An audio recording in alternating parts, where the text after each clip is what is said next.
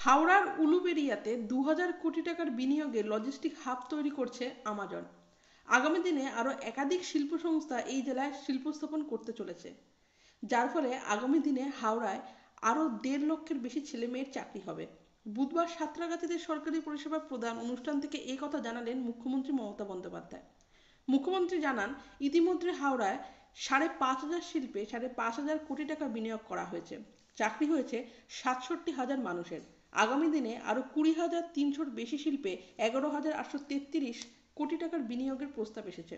মুখ্যমন্ত্রীর কথায়, হাওড়ায় এখন শিল্পের জোয়ার এসেছে। আগামী দিনে ১,৬০,০০০ ছেলেমেয়ের চাকরি হবে এই জেলাতেই। ইতিমধ্যে হাওড়ায় তৈরি হয়েছে ১৭টি ইন্ডাস্ট্রিয়াল পার্ক, রয়েছে ৩৫টি ক্লাস্টার। সেখানে প্রায় ৩ লক্ষ মানুষ কাজ করে। বেকার ছেলেমেয়েদের কর্মসংস্থানের লক্ষ্যে সরকার এবার যোগ্যশ্রী প্রকল্প চালু করতে চলেছে। মুখ্যমন্ত্রী বলেন, আমি একটা যোগ্যশ্রী প্রকল্পের পরিকল্পনা করেছি। যারা আইএএস, আইপিএস, ডাব্লিউবিএসসি হতে চায় তাদের জন্য এই প্রকল্প। আমি মুখ্য সচিবকে বলবো ৫১টি সেন্টার রয়েছে, আরও ৫০টি সেন্টার তৈরি করতে। এবার থেকে জেনারেল বিভাগের ছেলেমেয়েরাও বিনামূল্যে প্রশিক্ষণ নিতে পারবেন। এদিনের অনুষ্ঠান থেকে তিনি বিভিন্ন প্রকল্পের প্রায় ৭০০ কোটি টাকার পরিষেবা তুলে দেওয়া হয় সেই কথাই জানান।